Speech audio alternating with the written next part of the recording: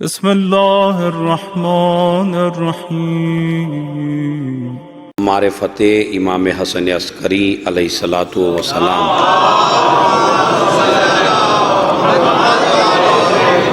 اور سورہ تحریم جس نے نہیں دیکھا ہے وہ جا کے ضرور تلاوت کرے اور اسے دیکھے، اس میں کچھ نئی چیزوں کا آپ کو اور پتہ چلے گا۔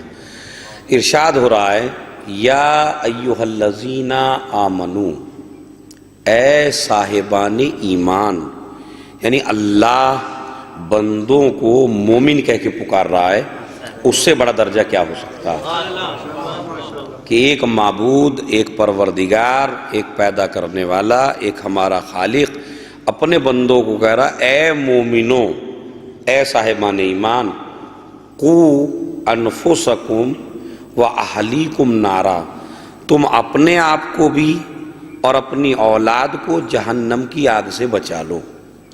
یعنی یہ کتنا محبت بھرا جملہ ہے پروردگار کا کہ اس نے جہنم بنائی ضرور ہے، لیکن وہ یہ نہیں چاہتا میرا کوئی بندہ جہنم میں جائے۔ بلکہ میں ایک جملہ اور یہاں پہ ایڈ کرتا ہوں، اور وہ یہ کہ اللہ نے جہنم بنائی نہیں ہے، اللہ سے جہنم بنوائی گئی ہے۔ اللہ نے جہنم نہیں بنائی ہے، بلکہ اللہ سے جہنم کو بنوایا گیا ہے۔ اسی لیے نبی نے فرمایا اے علی، اگر یہ پوری دنیا تیری محبت پہ جمع ہو جاتی تو اللہ جہنم کو پیدا نہ کرتا۔ وہی اللہ نے کہا بنائی ہے، اللہ سے تو بنوائی گئی ہے۔ تو اے علی، اگر یہ دنیا تیری محبت پہ جمع ہو جاتی تو اللہ جہنم کو پیدا نہ کرتا۔ تو اس کا مطلب یہ ہے کہ جنت تیار ہوئی ہے محبت علی میں، جہنم تیار ہوا ہے بغض علی میں۔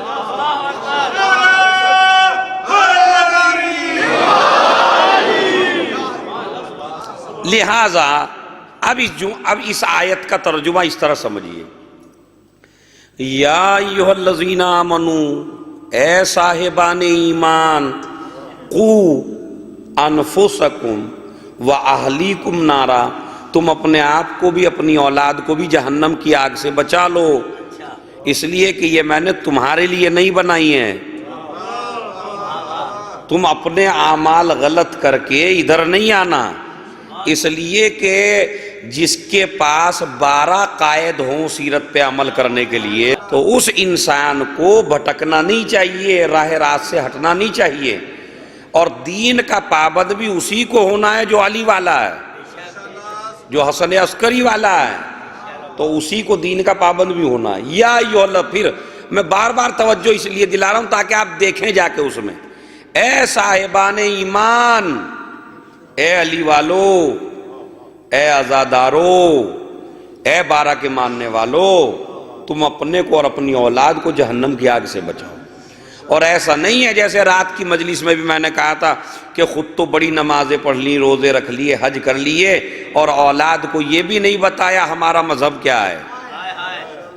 تو خبردار، نہیں، اپنے کو بھی بچاؤ، اپنے اہل و عیال کو بھی بچاؤ۔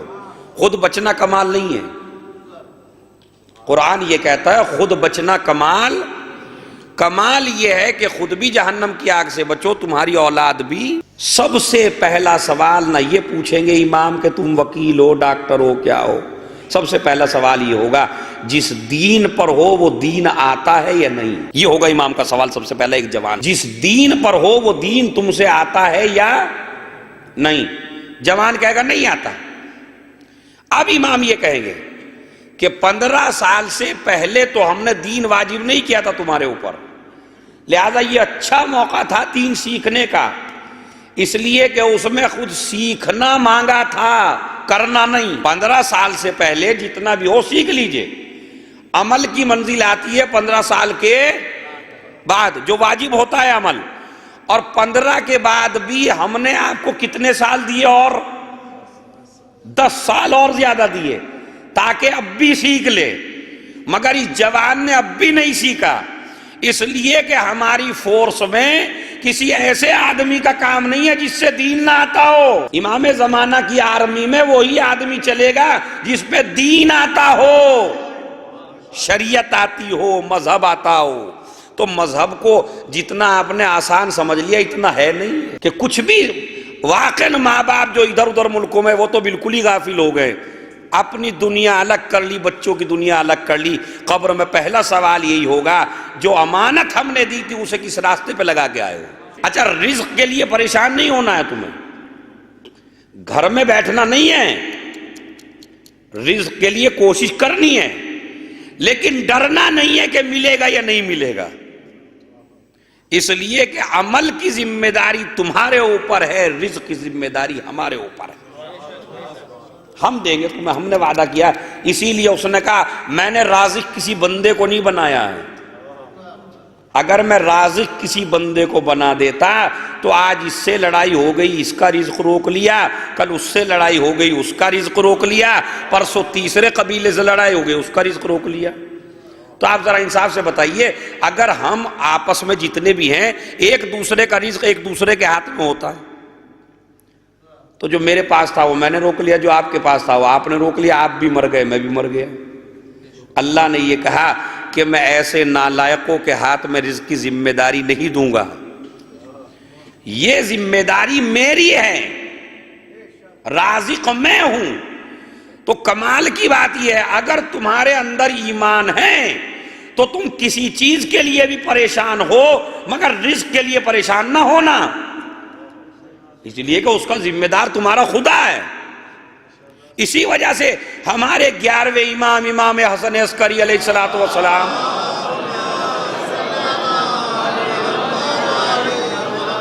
سونے کے حروف سے لکھا جائے اور سونے کے پانی سے, جو جملہ ہے 11ویں امام کا, لا یشغلک رزق مضمون عن عمل مفروض, وہ رزق جس کی ضمانت اللہ نے لی ہے, یعنی ضمانت اللہ نے لی ہے, تو وہ رزق کہیں تمہیں عمل مفروض سے نہ روک دے, اس عمل سے نہ روک دے جو تمہارے اوپر واجب ہے. آدمی واجبات کیوں چھوڑتا ہے؟ رزق کی وجہ سے. ارے جناب جاب تھی نہیں کر پائے, نہیں یہ ہوا, ساری ذمہ, یہ پیٹ جو ہے نہ جانے کیا کیا کروا دیتا ہے آدمی سے, صرف یہ پیٹ ہے وہاں پہ. اور خدا کہہ رہا میں نے ذمہ, تو امام حسن عسکری کیا فرماتے, تمہیں اللہ نے کہا ہے عبادت کرو, میں نے تمہیں پیدا کیا اپنی عبادت کے لیے, اور تمہارے رزق کی ذمہ داری میرے اوپر ہے. تو بندہ بہک اتنا رہا ہے آج کل, جس کی ضمانت اللہ نے لی ہے اس کی تلاش میں تو دن رات پھرتا ہے, اور جو کرنے کو کہا ہے وہ کر نہیں رہا ہے. عمل کرنا تمہارا کام ہے, رزق دینا اس کا کام ہے. تو تم اپنے کام کو صحیح کرو تو صحیح, کہاں کہاں سے تمہیں رزق مل جائے گا. لا یشغلک رزق مضمون, اس رزق کی وجہ سے. اچھا کمال ہے, آپ کو موت کا یقین ہے یا نہیں ہے؟ ہے, موت کا یقین ہے, آئے گی, سب کو آئے گی, ہر ایک کو یقین ہے. کیوں؟ ذمہ داری کس نے لی ہے موت کی کہ موت دوں گا؟ اللہ نے. تو اب اس میں آپ کو ذرہ برابر شک نہیں ہے, موت کی ذمہ داری لینے والا بھی وہی ہے, رزق کی ذمہ داری لینے والا بھی وہی ہے. تو جب ذمہ دار ایک ہی ہے, تمہیں ایک چیز کا یقین زیادہ کیوں ہے, دوسری چیز کا یقین زیادہ کیوں نہیں ہے؟ یہ بیان کرنا چاہتے ہیں امام علیہ السلام کہ جس چیز کا وعدہ پروردگار کر لیتا ہے اس میں کبھی کمی نہیں ہوتی ہے. لا یشغلک رزق مضمون. اور وہی امام کے جس کو روحانیت کے لیے بھیجا تھا, وہ آپ کی حاجات کو, بار بار میں کہہ رہا ہوں, آپ کی حاجتوں کو کہنے سے پہلے جان لیتا ہے.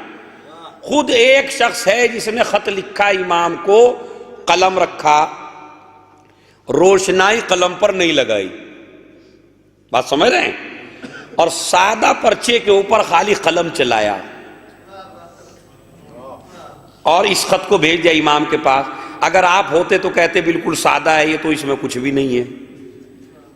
مگر یہ امتحان لے رہا ہے, مولا کو مانتا نہیں ہے, یہ اس کا مذہب دوسرا ہے, اس نے خالی کرامتیں سنی ہیں اپنے مولا کی. تو یہ لکھ رہا ہے خط کو بغیر روشنائی کے.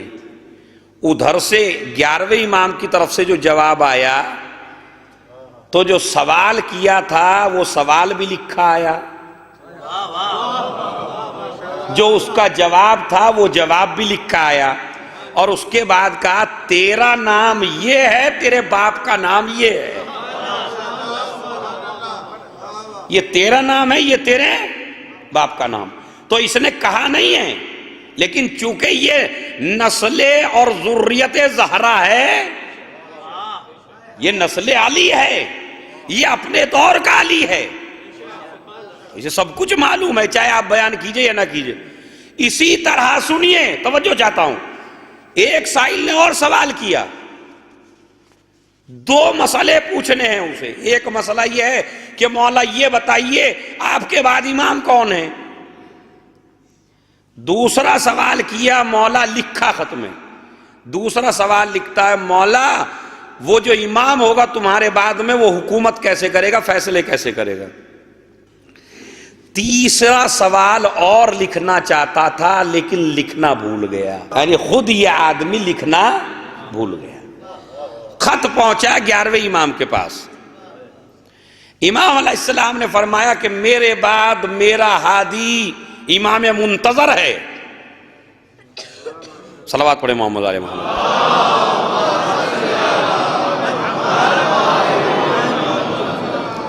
جس کا نام نبی کا نام، جس کی کنیت نبی کی کنیت، وہ ہے میرے بعد۔ تو انہوں نے کہا فیصلے کیسے کرے گا؟ دوسرا سوال۔ تو امام علیہ السلام نے لکھا وہ فیصلے گواہوں کے ذریعے نہیں کرے گا۔ آج تک پورے 11 کے دور میں جتنے بھی فیصلے ہوئے وہ گواہوں کے ذریعے ہوئے۔ بات سمجھ رہے ہیں؟ پہلے گواہ لاؤ پھر فیصلہ۔ اب گواہ چاہے غلط گواہی دے دے مگر فیصلہ وہی ہونا ہے جو گواہوں نے، یہ شریعت کا اصول ہے کہ اگر آپ نے 2 گواہ لائے اور مومن گواہ لائے اور وہ مومن جھوٹ بھی بول کے چلے گئے تو آپ کو فیصلہ کرنا پڑے گا گواہوں کے حساب سے، ورنہ مولا علی کو معلوم ہے یہ زیرہ میری ہے، اور فیصلے میں بٹھایا، گواہوں نے گواہی دے دی ان کی ہے، مولا نے قبول کر لیا کہ ہاں انہی کی ہے۔ کیوں؟ اس لیے کہ شریعت کا قانون ہے جب گواہ گواہی دے دے، اسی لیے اللہ نے رسول کا گواہ علی کو قرار دیا تھا۔ نہ ہمارے گواہ بک سکتے ہیں نہ نبی کا گواہ بک سکتا ہے، تمہارے گواہ بھی بکنے والے نہیں ہیں، یہ جو دوش پہ بیٹھے ہیں تمہارے یہ بکنے والے نہیں ہیں۔ ایسا نہیں کہ تم نے بڑا جرم کیا اور ان کو آپ نے بڑی اچھی رشوت دے دی۔ اسی وجہ سے اللہ کہتا ہے علیہا ملائکۃ غلاظ شداد، ہم نے جہنم کے اوپر بڑے شدید ملائکہ بٹھائے، لا یعصون اللہ ما امرہم، وہ ہمارے حکم کی مخالفت نہیں کرتے، یفعلون ما یؤمرون، وہ وہی کرتے ہیں جو ہم نے انہیں آرڈر کیا۔ تو اسی وجہ سے تمہارے دوش پہ بھی اللہ نے وہ 2 بٹھائے جو رشوت نہ لے سکیں، جو آپ کریں گے وہی لکھیں گے۔ ایسا نہیں ہے کہ ایک آدمی بڑا بیچارہ بڑا دولت مند ہو اور وہ ان کو بھی خرید لے، تو دنیا کے پاس اتنی دولت نہیں ہے جو اللہ کے ایک معصوم ملک کو خرید سکے، نہیں۔ اگر آپ نے ایک جملہ آ گیا ممبر پہ تو میں کہہ رہا ہوں، ملائکہ کون ہے؟ خدام اہل بیت، ملائکہ ہیں اہل بیت کے خادم۔ پوری دنیا کی دولت، پوری دنیا کی مملکت، پوری انسانیت، پورے جن، ان میں یہ طاقت نہیں ہے کہ ایک ملک کو خرید سکے۔ تو انصاف سے بتاؤ، جن کا خادم نہ بک سکے تو اہل بیت بکیں گے؟ خبردار، یہ سوچ رہا۔ تو تمہارے جو 2 کندھوں پہ ہم نے بٹھائے یہ بھی بکنے والے نہیں ہے۔ جب نہیں بک سکتے تو اب ڈر کے رہیے، عمل سوچ سوچ کے کیجئے، اس لیے کہ یہ لکھنے والے ہیں۔ تو امام نے فرمایا کہ میرا جو بیٹا ہوگا وہ گواہوں سے فیصلہ نہیں کرے گا بلکہ وہ اپنے ذاتی علم سے فیصلہ کرے گا۔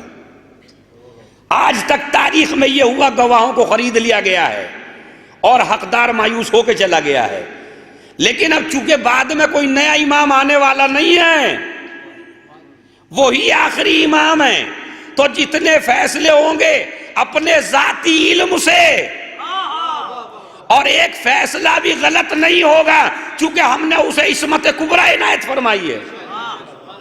ذاتی علم سے فیصلہ کریں گے امام زمانہ.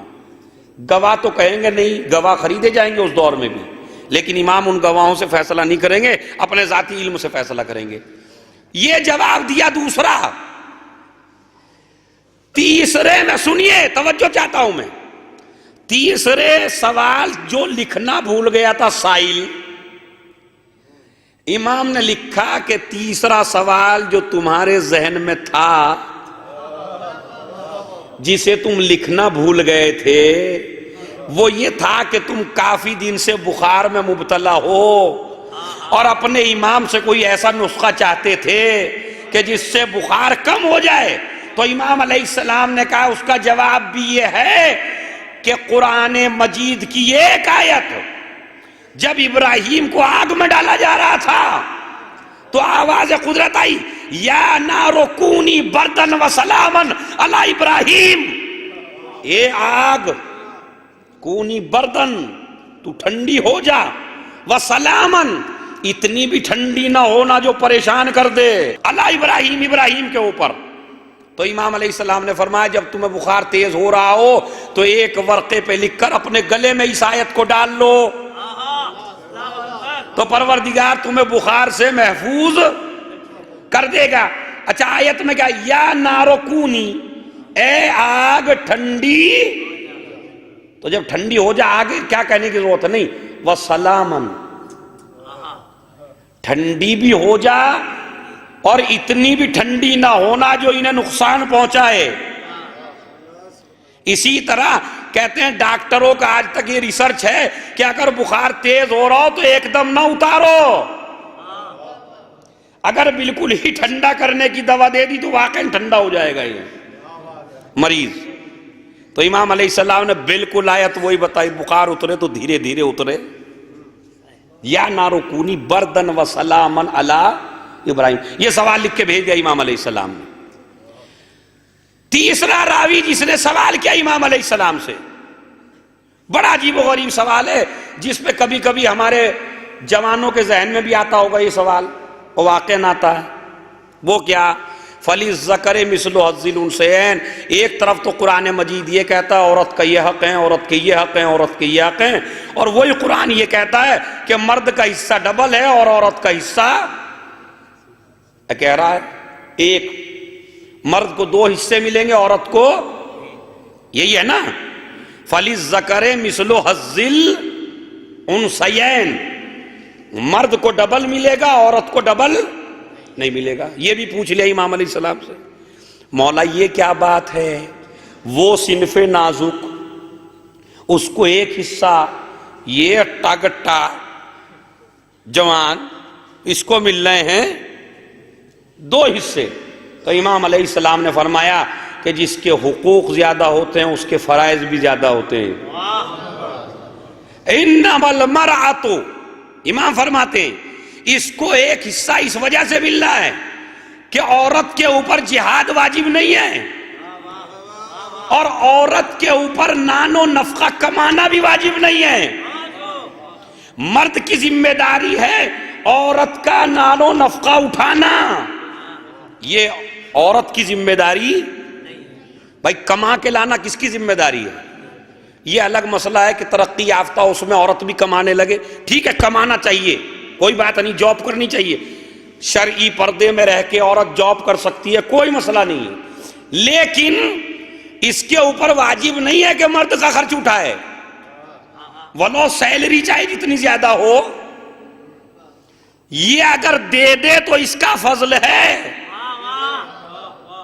اگر عورت اپنے شوہر کی مدد کر دے تو فضل ہے، مگر واجب نہیں. مگر مرد کے اوپر واجب ہے کما کے لاؤ ان کے لیے. تو امام علیہ السلام نے فرمایا کہ عورت کے لیے قرار دیا گھر میں رہے، مرد کو کہا کما کے لائے، اس لیے اس کے ڈبل رکھے گئے، اس کا ایک. چونکہ مرد کی ذمہ داریاں زیادہ ہیں تو اس کا حق بھی زیادہ اللہ نے رکھا.